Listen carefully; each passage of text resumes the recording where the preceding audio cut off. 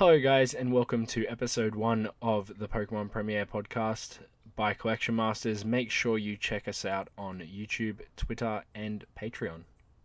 Enjoy.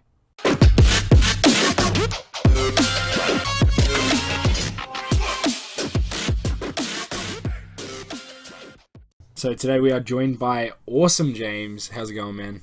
Hey, how's it going, man? Awesum James here. Glad to be a part of the podcast. So, tell us a bit about your channel before we start, man.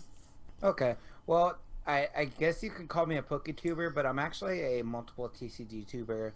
I do Yu-Gi-Oh, Magic the Gathering, Dragon Ball Super. I just recently picked up some Final Fantasy packs, so that way I can introduce Final Fantasy to the channel. So yes, I just do all different kind of TCG videos, but I don't just do openings. I do market watches, deck profiles, news updates, and all that kind of stuff, analysis, and just I try to diversify the content to just really cater to all different kinds of viewers and not just pack openings. Yeah, nice. It's like you can't just stay on one type of TCG. You kind of have to move around a bit. Yes, Otherwise, definitely. so first question: what is the best thing you've ever pulled from a pack? Best thing I ever pulled from a pack. Oh, that's a good question. Thank you. That is a very good question. So my first Guardians Rising pack ever, the most valuable card I pulled on camera, I believe. My first Guardians Rising pack actually had a full art Tapu Lele. Oh my god! And 3 packs later, I pulled a regular Tapu Lele. Like I bought like 8 packs, and I pulled the full art and the regular, as well as 2 other ultra rares. It was a really, really good opening. That would have been an amazing episode.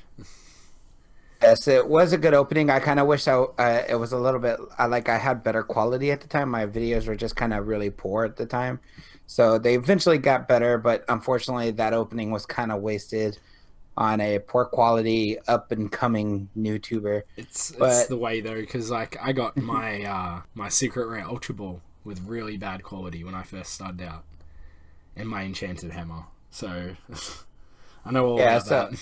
to my channel, I think that was my favorite pool. But I think overall, my favorite pool of all time would probably be. Oh, this is a hard choice. It's because I'm trying to think back because I've had quite a few great pools in my days. But I don't know if a lot of people may not remember this set. It was called Order of Chaos and Photon Shockwave. Those sets from back in the days of like Dino Rabbits and windups and stuff like that for Yu-Gi-Oh. Really, really heavy into Yu-Gi-Oh. And when I pulled my first Rescue Rabbit, one of my most amazing pulls, just because I love that card and I love the deck, the Dino Rabbit deck, so much. So I guess that would probably be my favorite pull. Yeah, that would have been pretty cool. No, Yeah, that's an old school thought yeah, though. It's like, man, back in the day, back when we were kids. yeah. When Yu-Gi-Oh was the bomb, when it was Yes, like everywhere you looked, there was Yu-Gi-Oh. everywhere you looked, there was somebody playing Yu-Gi-Oh cards. That was right after Pokemon 2. I remember switching from Pokemon to Yu-Gi-Oh, like playing Pokemon cards, and then I was like, yeah, nah, I'm gonna try out this Yu-Gi-Oh, and then I got like the Egyptian gods and stuff like that, and I was like, yes. Yes, yes, Yu-Gi-Oh was big at that time. It was crazy. Yeah, it's one of those insane things, like trends that come around for TCGs and stuff like that. But still, 2 big ones have stayed true. Well, 3: Magic, Pokemon, and Yu-Gi-Oh. They've all stayed pretty good. Pretty happy with that. Yes, definitely. Okay, so next question: what inspired you to start your channel, man?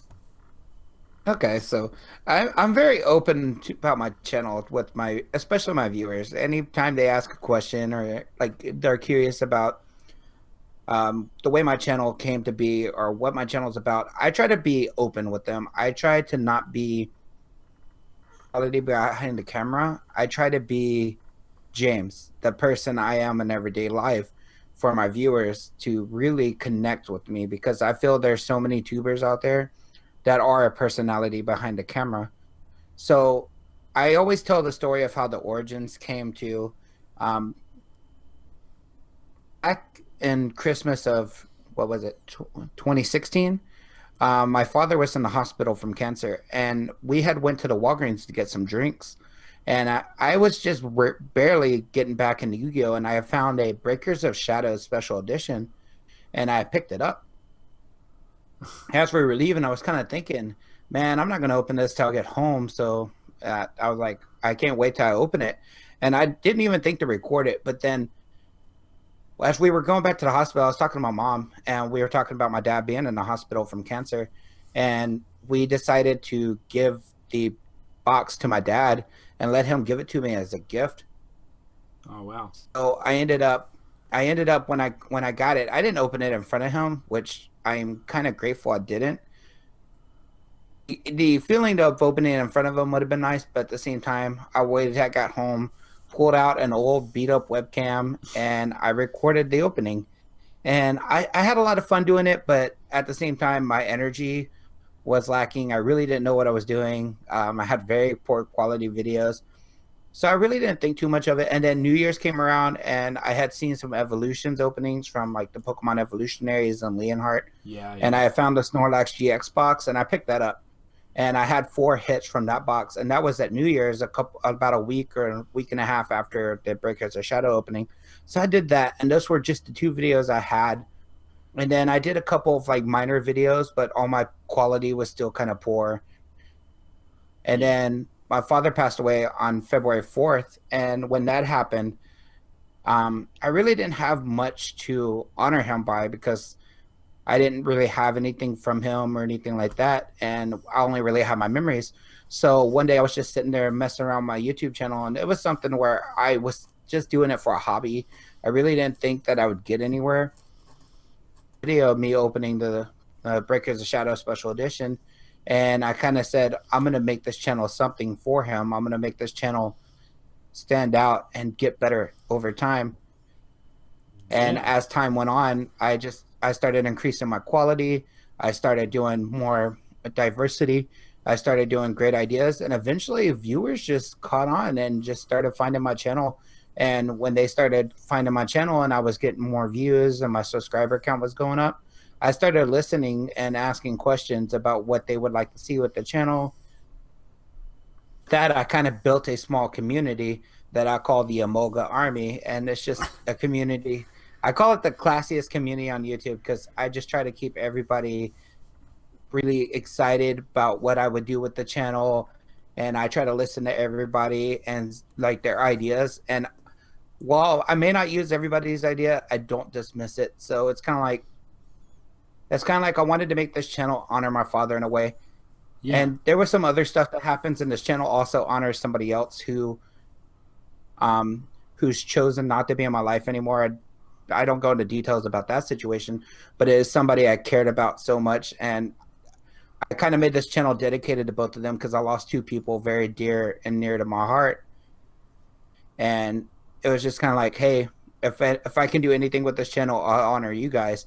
And then as time went on, the channel also became dedicated to my viewers because the nobody asked them. I don't ask them to watch my videos. Nobody, no, I don't like. It's just I'm flabbergasted or dumbfounded, I guess you could say, that people find me entertaining enough to watch. And to me, that's still surreal in a way because I didn't ever think I would get past 50 subscribers, and now I'm sitting at 556. So it kind of just shows how far hard work can bring you. And that's all because of my dad and the dedication I had to him to make this channel something. Well, that's like you've got one of the greatest stories I've ever heard about how you've started your channel and all that kind of stuff. And it's honestly amazing and inspiring. Like even who I've started my own channel and all that kind of stuff. Yes. Like that's how I've met you and all that kind of stuff. And I'm still it makes me want to make videos even more for my channel. Like it makes me like excited to do it. You know what I mean? Like it makes me Yeah. like it brings people so much joy. Like just opening cards in general. Like That's what I tell anybody. Like I've had there was this this YouTuber I recently did a pack battle with, and he tells me he looks up to me, and he's very small. I think I gave him like 5 subscribers, and he was like at 50 something, and he passed up the 60 mark after our battle, and I was proud to do that. But like him and a few other people are just asking me like what it takes to really be a YouTuber, and it's just like be positive, be happy behind the camera, have fun. Those are like the tips I'll give anybody, because That that's just key. Just have fun with what you're doing. If you're not enjoying it, watching you. Yeah, well, like I've said before, the hardest thing about starting on YouTube is finding who you are more than anything. Like, you watch my older videos, I'm so dull. Like, I'm the most boring person behind that camera. I do not Yes. know how I got to the amount of subs I did. But I Yes, did notice that takes time. as soon as I changed my attitude, like how I was acting, like I was yelling at the start of videos, I was screaming during stuff because that's what I'm like. Like, I yell a lot, I scream, I do stupid things, and people loved it. And I got a lot more subs after that. And then I hit the 100 mark, and I was like, people like me for me, what I do on YouTube. And there's 100 people there that are watching it. Like, Hmm. it's an incredible feeling. Well, what I'll tell anybody, and this comes just from me being a psychology student, is people can read your confidence level. Even if they're not trying to read it, they can read it. And even me, I would want to watch a tuber who is confident and having fun, not somebody who is nervous and is unsure of themselves and the content they bring. Yeah. And that takes time. You just got to keep pushing out videos until you find your groove, until you find what works for you. And not everybody works the same way. Retro and New, for example, and Jav and M, they work more with the comedy and the skits. But there's some tubers who work just really well being more serious and knowledgeable on the content. It's just it's what works for you. Not everybody works the same way. You don't always have to be goofy and funny to succeed, but you don't always have to be serious and knowledgeable Yeah. to Well, succeed with look the at look at cards. my videos. Like, I can't even pronounce most of the Pokemon's names. Like, I'm just sitting there and I'm like, and then I make up a name for it. It's like, yeah, that's its name. Like, I'm pretty sure we've got one in there called PewDiePie. That every time I see it, I call it PewDiePie. Yeah, that's all you need. Just have fun with your channel, and good things will happen as long as you're having fun. Yeah, that's it. But Exactly how it works. it's the grind that I think that stirs most people away from it, is the grind. Oh yeah, it's a grind. You're gonna be, especially if you're trying to be a PokeTuber who like opens products, you're gonna be broke quite a while. You're gonna struggle. It's gonna Yes. be hard to shell out content sometimes. The biggest things that I focus on is consistency. Always trying to upload something. Yeah. If you can't upload a video twice a week, at least try and aim for once a week. At least And once a week. I always say schedules work well.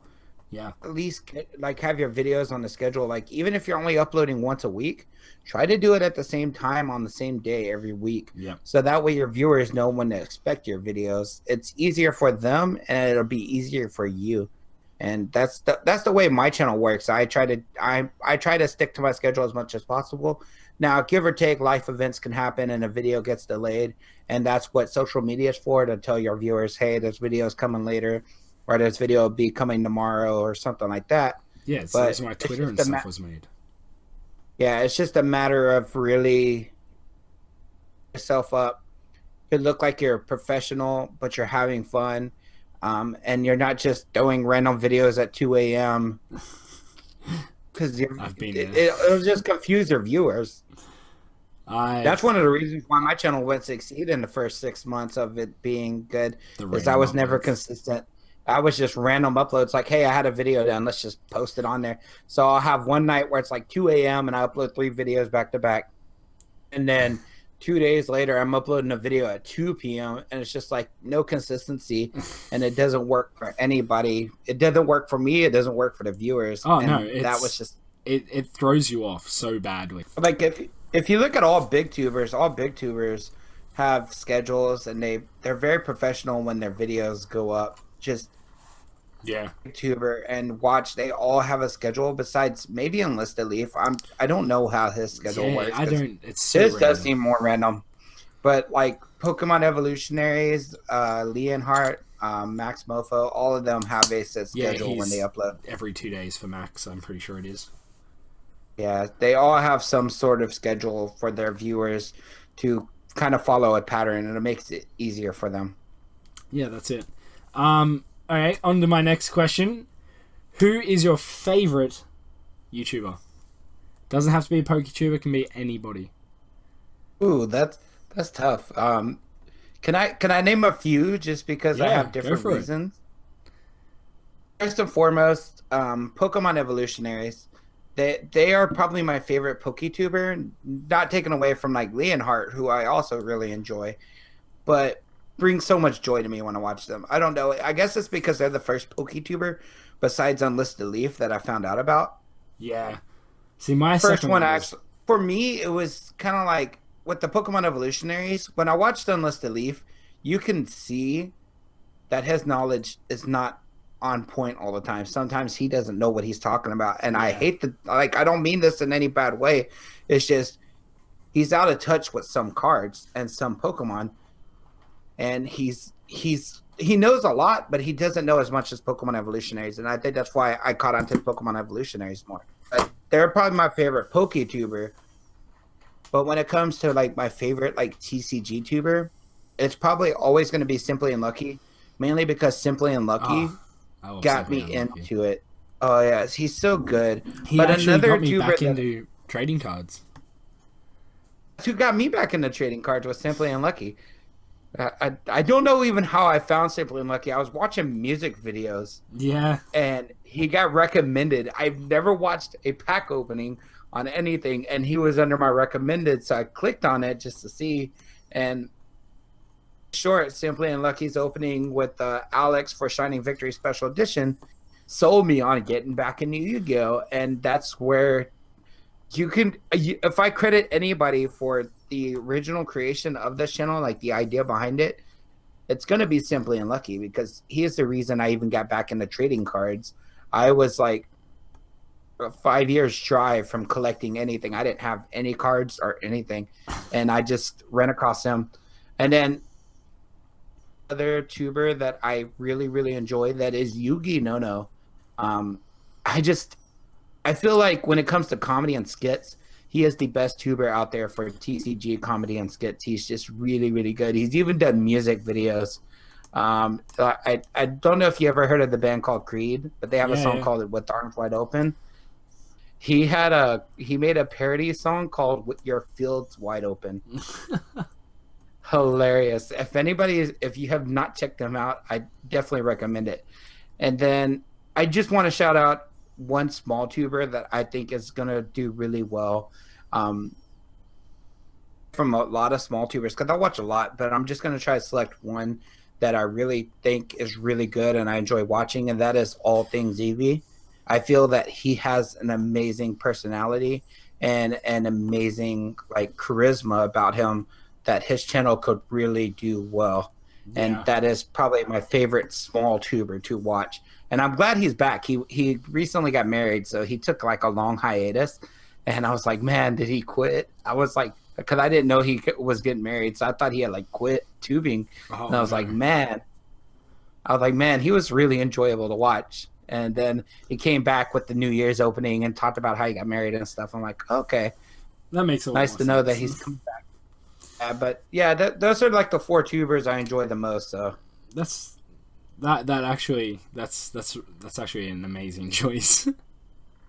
yeah, but there's Now, just so many others though. It's just you can't take credit, you can't discredit oh the no, others. you can't like mine would have to go towards like Max Mofo. Um, like I think I shouldn't watch as much Pokemon YouTubers as I actually do. Like I Oh, try I and watch a stay lot of distant because I don't want to kind of copy mentalities off them. If you know what I mean. yeah. Like, I don't want to mimic something. Like I'll be like, because I used to do gaming on YouTube, and then yeah, that didn't work out because I started thinking, oh, Gaming people have already gaming done is so this. hard. Yeah. Gaming is so hard to get into. You either have to be extremely funny or crazy knowledgeable and up Oh to yeah. date with games in a sense that you have to constantly play the new stuff. Oh, and Personality, you just have to play new that is stuff. also a money pit. Yes, it's bad. If you wanted to get into YouTube for gaming, you're gonna have a rough time. I Oh tried that. yes. That was one of the things the first half of my channel was also doing was I was doing TCG and gaming. That wasn't working out whatsoever. Well, I just opened Collection Masters Gaming Oh, last year. I have awesome. I have awesome J gaming as well, Yes, I've so I seen some have of a the gaming videos on channel. there. So yes, I created a gaming channel because I do I'm gonna do Twitch streaming, and I want to export the uploads to YouTube Yeah. after the stream's over, but I don't want them on my main channel because I even told my viewers, I don't want you oversaturated with content on one channel. If you're interested in gaming content, here's that channel, Yeah. so that way it doesn't oversaturate those here for my TCG stuff. I had a few people ask me like, yo, because we made the gaming channel like prior before we let anybody know about it. It Yeah. was we were at 60 subs, and everyone was saying to me, "Oh, you made a gaming channel too soon, too soon." And I'm like, "Yeah, but I don't want the people who watch my card openings to be like, oh, I'm sick of them uploading this game or something like that." Like, if they want to subscribe to the gaming channel, they can subscribe to the gaming channel. They want to Yeah. subscribe to cards, they might like both. But Yeah. I give it a shot. So, um, Definitely. but I have one last question for you, and it's actually a really incredibly easy question. Um, how old were you when you first started collecting Pokemon cards or TCG cards in general? Um, I actually, if we talk to TCG cards, we're gonna go back to like old school, like WWF and like Oh my WCW god! trading cards. Yeah. Yes. If we had to go back that far, I'm probably like 6 or 7 years old when I got my like first trading cards ever. But when I first started playing Pokemon, I don't know how old you are in the fourth grade. I want to say I was like 10, 9 years old when Pokemon came out. And everybody was just into it. Pokemon Red and Blue had just came out, and the hype was real. The hype was crazy. And Jungle and Fossil just came out when I started collecting. Oh My wow. first set to ever purchase was Jungle. My first trade was the worst trade ever. I had a holographic Scyther and I traded it for a base set Bulbasaur because I knew who Bulbasaur was. I didn't know who Scyther was. Oh Yes, I my still remember god. that. And then as time went on, around sixth grade, I got into video games. So I quit collecting the Pokemon cards, and I just really started focused on playing Final Fantasy a lot. Yes. But then when seventh grade came around, I noticed everybody got into the hype train for Yu-Gi-Oh, and I had no idea what Yu-Gi-Oh was. So I go to Walmart and I see this Dark Magician, well, the Yu-Gi starter deck, and I was just like, "Hey, let me grab it." And I started looking at the cards. I'm like, "This thing is so cool." So I had no idea what I was doing with the game, and I was just buying cards. Well, the Joey starter deck just came out. My friends told me they would teach me how to play, so I bought the Joey starter deck and I went to play with them. We played horribly. We were playing like Duelist Kingdom anime rules. I mean, I was summoning Red Eye's first turn kind of like rules. It was, but We've all been through that phase of playing as the yeah, characters of the show. but yeah, I was maybe 12 or 13 at the time. And then when I went to visit my grandmother for a month, and then when I came back, they told me that their friends had taught them the real way to play. We learned about tributes and all that stuff. And the rest is history. After I learned that, I got really competitive into the game and I started getting all the crazy cards. And by the time I was 15, I was topping tournaments. That's amazing. I think it was sixth grade when I quit collecting Pokemon, and I didn't start collecting Pokemon cards again until Evolutions Yeah, I was around Evolutions when I time. started up again. I The Neo sets had just released. I quit collecting, and then everything between, I have no idea. I have never seen most of those cards. So I went up if you to ever I went up if to you ever catch me Neo. opening that stuff, it's new to me. Neo was probably the last set I opened before I started up again. Yeah, Yeah, I think that's what a lot of people's stories are. That they stopped at the older days, and then evolutions just got them back in. For a lot of people, I Yeah, know the cards were FCP got back beautiful. in because of that. Cards were absolutely Evolution beautiful. told you when they had the Hollow Charizard. Like, if you seen Yeah. Hollow Charizard, you're like, oh, I'm gonna go buy packs again. Like that was my selling point. Hollow Charizard. I'm coming back to get that card. Oh yeah. The Evolutions pack pull. Just to point out. Hey man, well, we're gonna have to cut it here. But it has been amazing talking to you, man. Oh yeah, definitely. If you ever want to have me back again, I'll come back. Oh, definitely, definitely. So, yeah, so you've been listening to Awesum James and Collection Masters on the first ever podcast of Pokemon Premiere. So, yeah, thanks for watching, guys. I'll leave a link in the description for your channel, Awesum James, for everybody to check out. So, yeah. Thank you very much. Is there any final words you want to say before we end this? As always, guys, y'all know, keep it classy, stay happy.